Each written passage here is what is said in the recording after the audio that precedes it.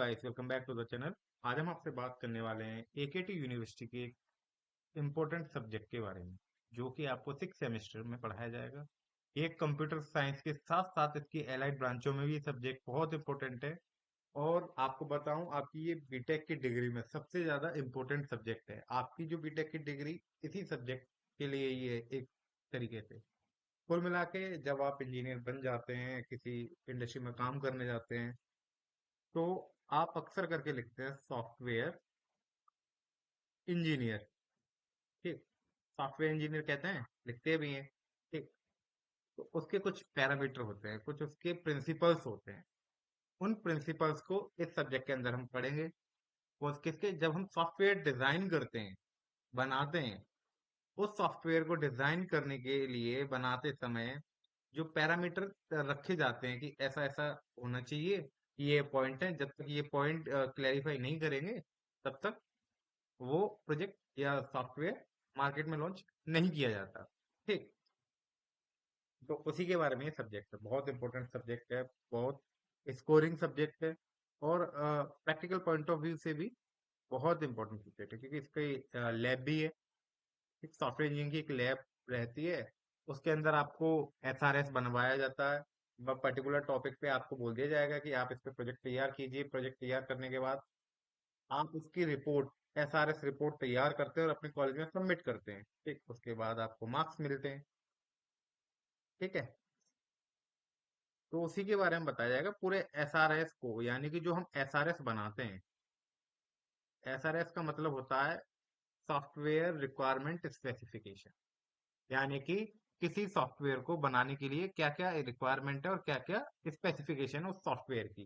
वो सारी की सारी चीजें इस एसआरएस डॉक्यूमेंट के अंदर मेंशन होती हैं, जिसको आप अपने लैब के दौरान बनाते हैं। ठीक, तो आज हम बात करते हैं आपसे सॉफ्टवेयर इंजीनियरिंग के एक फर्स्ट लेक्चर के बारे में। ठीक है, software engineering is a systematic approach to designing, developing, testing and maintaining software application. ठीक, जो आपकी सॉफ्टवेयर इंजीनियरिंग होती है, वो किस किस पर फोकस करती है? Designing, developing, testing, maintaining. ठीक, डिजाइनिंग से मतलब होता है, यानी कि ऐसा जब आप कोई घर बनाते हैं, ठीक है, तो घर बनाने से पहले आप क्या करते हैं? आप आर्किटेक्ट के पास जाकर अपने घर का नक्शा बनाते हैं। ठीक, नक्शा बनाते हैं और किस कॉन्ट्रैक्टर से काम कराना है, किस कॉन्ट्रैक्टर से क्या काम कराना है, कहाँ से मटेरियल आएगा, इन सारी चीजों का अरेंजमेंट करते हैं। ऐसा तो नहीं करते कि भाई घर पे आपने काम कराने वाला लगवा दिया, जब आप जा रहे हैं बाजार से सामान लेके आ रहे हैं, ऐसा नहीं होता ना। सभी चीज की प्री प्लानिंग होती है, किस जगह से क्या लेना है, किस जगह से क्या नहीं लेना, किस कॉन्ट्रैक्टर को काम देना, किस कॉन्ट्रैक्टर को काम नहीं देना। ये सारी की सारी चीजें डिस्कस कर ली जाती हैं पहले ही, काम होने से पहले। उसके बाद तो वो सारी की सारी चीजें किसके अंदर आती है? डिजाइन के अंदर आती हैं। ठीक, देन आप करते हैं डेवलपिंग, यानी कि काम होना स्टार्ट हो जाता है। ठीक है, जो आपका जो तैयार कर रहे हैं जो भी काम, वो इम्प्लीमेंट हो रहा है। ठीक, उसके बाद उसकी टेस्टिंग की जाती है। अब हालांकि जो हम घर वर बनवाते हैं उसमें तो टेस्टिंग नहीं होती। ऐसा तो नहीं है कि आप बुलडोजर वगैरह से टेस्टिंग कराएं, ऐसा नहीं है। क्या करते हैं, कुछ हमारे मिलने जुलने वाले जो हैं आते हैं, वो सब बताते हैं भाई इस काम को ऐसे करा, इस काम को ऐसे करा। टेस्टिंग कुछ उसी तरीका का मोड है।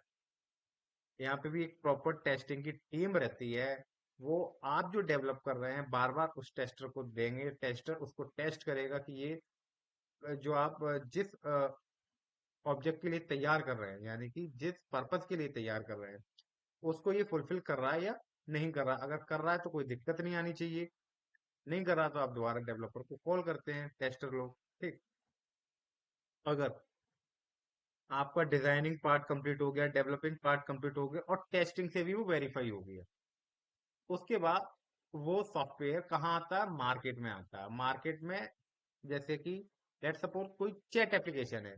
चैट एप्लीकेशन का क्या हुआ कि वो सबसे पहले क्या क्या काम करेगा मेरा चैट एप्लीकेशन, वो सारी चीजें इंजीनियर्स लोगों ने तैयार की होंगी, वो डिजाइनिंग टीम ने तैयार की होंगी। उसके बाद वो डेवलपमेंट टीम में गई होंगी। ठीक, डेवलप किया होगा, देन उसका टेस्ट हुआ होगा।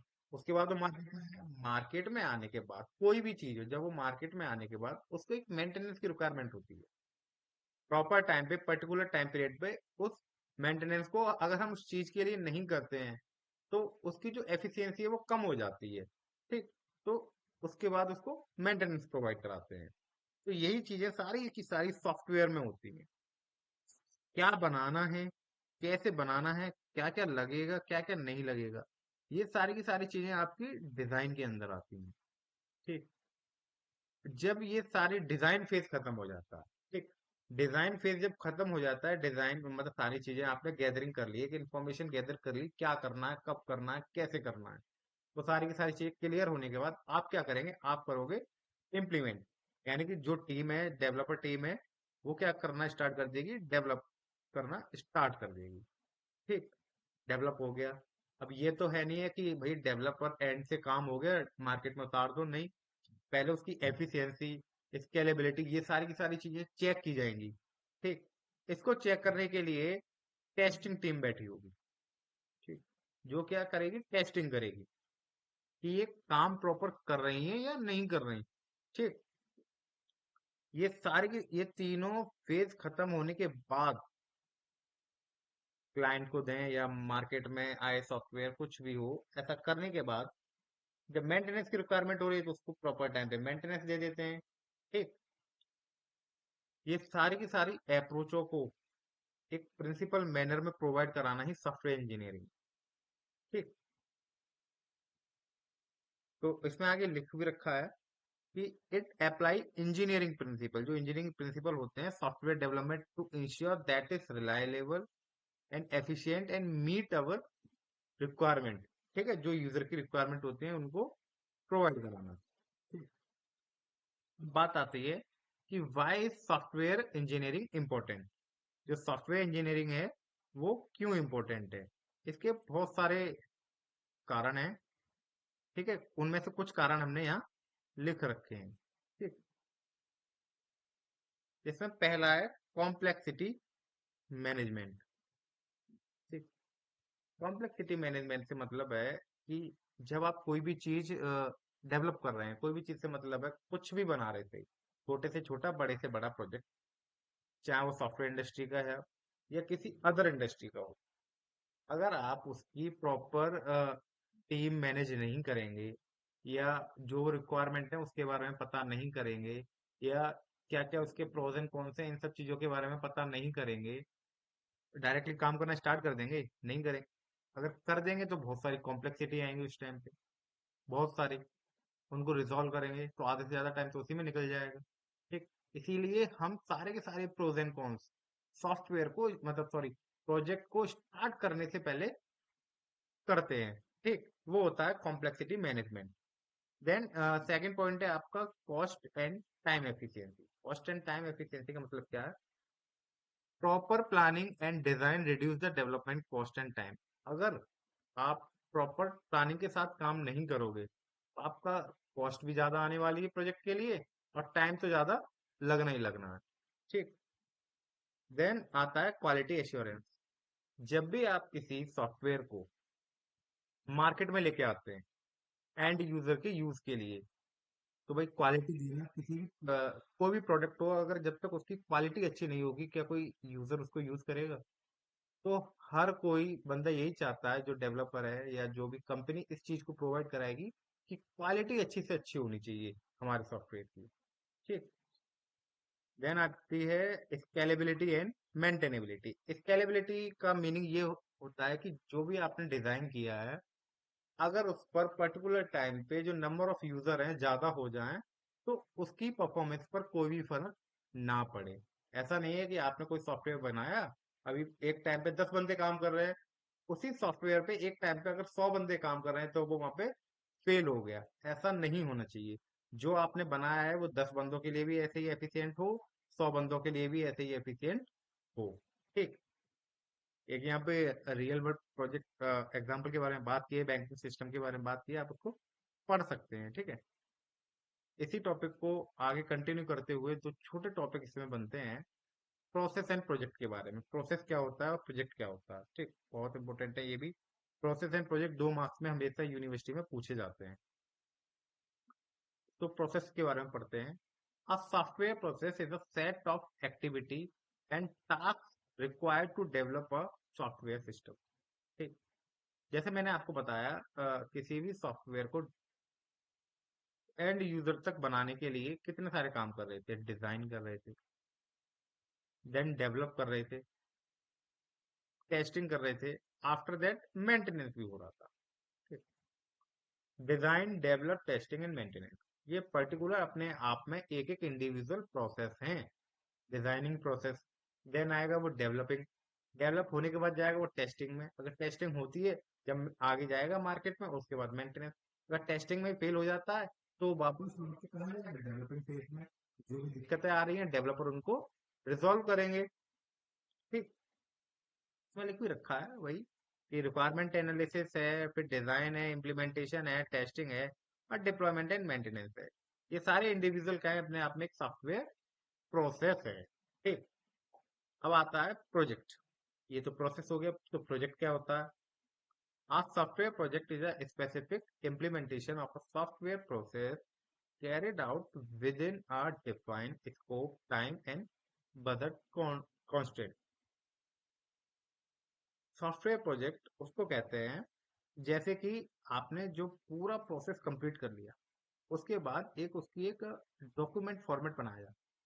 डॉक्यूमेंट फॉर्मेट के अंदर क्या रहता है, कितना तो बजट लगेगा इसको काम करने के लिए, इसके स्कोप, किस किस एरिया में ये काम आएगा, और उसको यूज करने का पूरा मैनुअली तरीका, और कितना टाइम लगेगा, ये सारी की सारी चीजें, और ऊपर से सॉफ्टवेयर प्रोसेस के साथ इसको कंबाइन कर दिया जाए, ये तो कंप्लीट बन जाता है प्रोजेक्ट। ये होता है आपका प्रोजेक्ट। ठीक, इसी को ही आपको बनाना है, फाइनल ईयर में बनाना है, अब भी इसकी एसआरएस रिपोर्ट तैयार करनी है इस ईयर भी। ठीक है, तो ये है बेसिकली सॉफ्टवेयर इंजीनियरिंग के बारे में। अगर आता है तो आपको ये लिखना, और 2-3 छोटे छोटे टॉपिक हैं वो आगे डिस्कस करते हैं। अब बात करते हैं आपसे प्रोसेस और प्रोजेक्ट में डिफरेंस के बारे में। 2 नंबर के हिसाब से इंपॉर्टेंट क्वेश्चन है कि प्रोसेस और प्रोजेक्ट के अंदर क्या डिफरेंस रहता है। छोटे छोटे ऐसे ही डिफरेंस आएंगे, जो बड़े टॉपिक होंगे आपको बताते जाएंगे कि ये 7 नंबर के हिसाब से ये क्वेश्चन।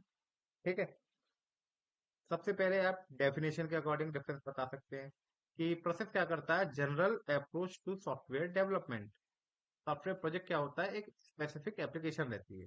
ठीक, duration continuous and repeatable. Repeatable का मतलब है जैसे टेस्टिंग टीम कोई फेल कर दे, डिजाइनिंग में जाएगा, दोबारा टेस्टिंग में आएगा, फिर डिजाइनिंग में जाएगा, दोबारा टेस्टिंग में आएगा, जब तक टेस्टिंग टीम उसको वेरीफाई ना कर दे, इसीलिए कंटिन्यूअस है और रिपीटेबल है।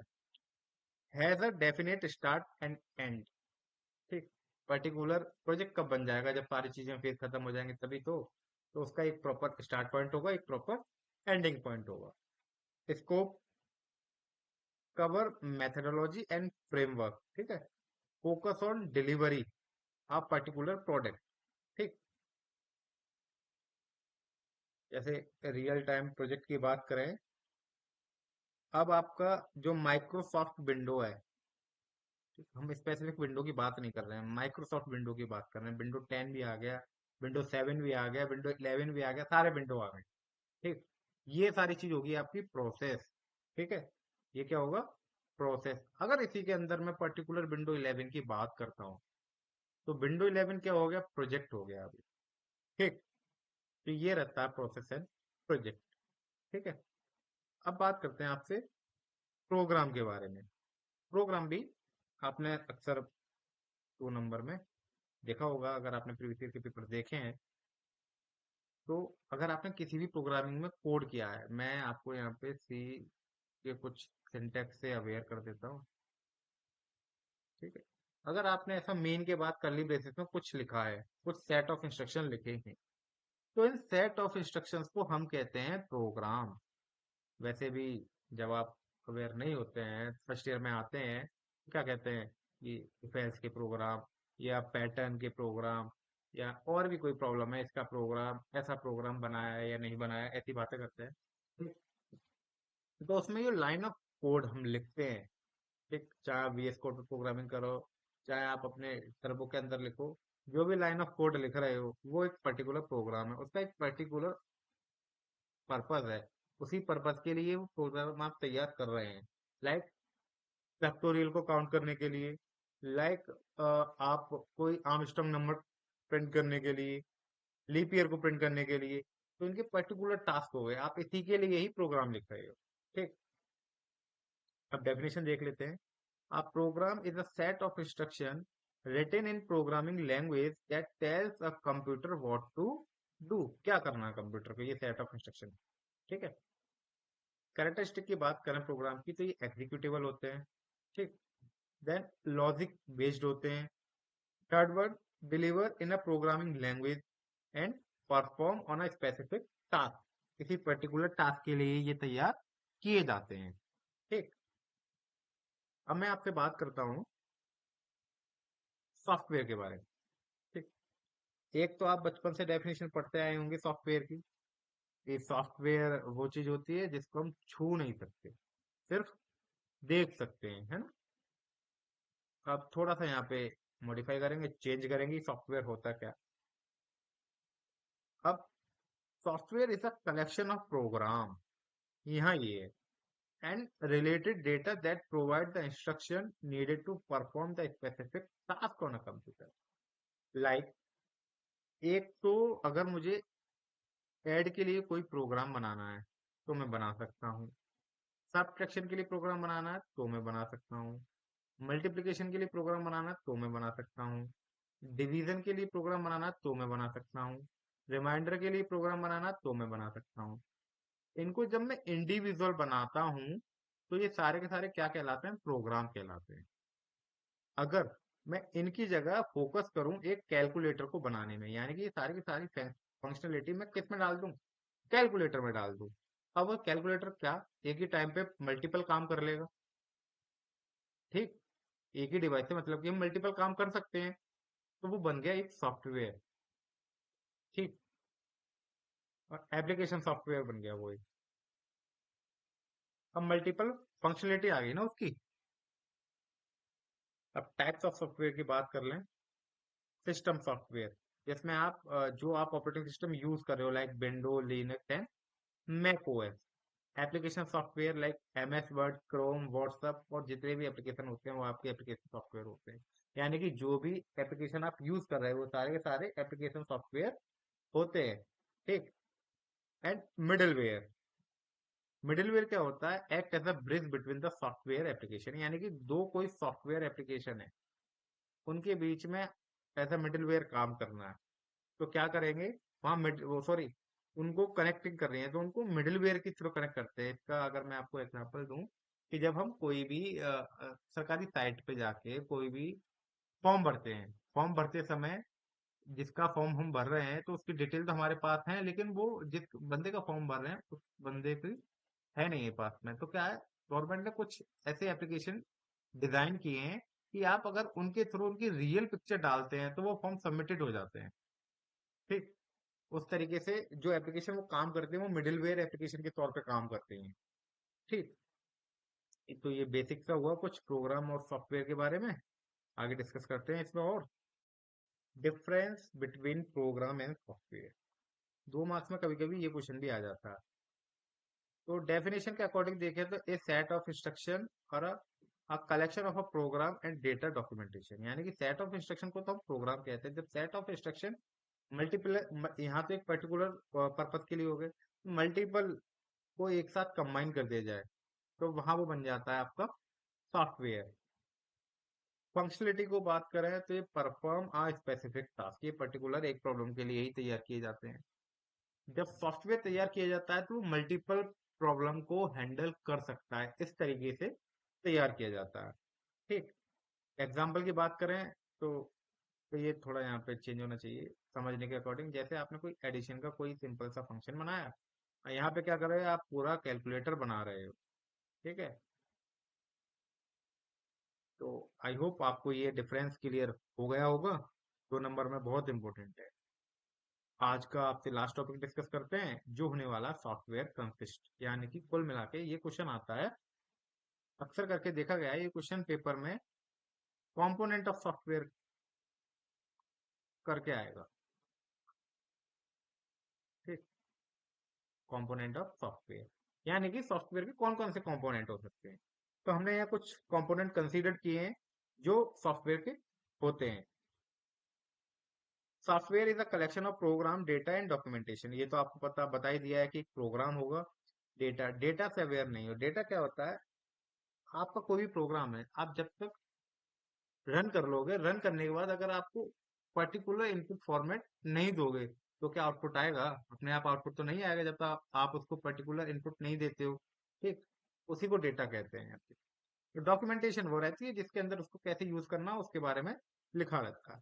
ठीक, that enable a computer to perform a specific task. It consists of several components that work together. ठीक, तो कंपोनेंट में सबसे पहला कंपोनेंट है प्रोग्राम, यानी कि वो कोड, पर्टिकुलर कोड, ठीक है, जो ये काम करेगा। देन सेकंड वन होता है आपका डेटा, यानी कि जो आप इनपुट फॉर्मेट उसको प्रोवाइड कर रहे हो उसके बारे में। देन डॉक्यूमेंटेशन, डॉक्यूमेंटेशन के अंदर उसके अंदर कैसे यूज करना है उसे, तो सॉफ्टवेयर को पर्टिकुलर टाइम पे कैसे यूज करना है उसके बारे में लिखा रहेगा। ठीक, अब आता है सॉफ्टवेयर आर्किटेक्चर। सॉफ्टवेयर आर्किटेक्चर किस तरीके से सॉफ्टवेयर को डिजाइन किया गया है या उसके अंदर कैसे काम हो रहा है, वो सॉफ्टवेयर आर्किटेक्चर के बारे में बात करते हैं। जैसे यहाँ पे मैंने एग्जांपल लिया है एमवीसी मॉडल का। एमवीसी मॉडल क्या कहता है, ये होता है आपका मॉडल व्यू कंट्रोलर। जो आप, अगर आपने थोड़ा बहुत मर्न के बारे में सुना हो, तो मर्न में बैकएंड नोड में लिखा जाता है। वेब एप्लीकेशन का जो बैकएंड लिखा जाता है वो नोड में लिखा जाता है। तो वहां पर इस पैटर्न को हम यूज करते हैं मॉडल व्यू कंट्रोलर को बैकएंड में डिजाइन करने के लिए। ठीक, तो आई होप ये आपका फर्स्ट लेक्चर आपको समझ में आया होगा। सॉफ्टवेयर इंजीनियरिंग का ये बेसिक था, इसके बाद जो और टॉपिक है वो कवर किए जाएंगे। ठीक है, तो वीडियो को लाइक करें, चैनल को सब्सक्राइब करें, शेयर करें। Thank you.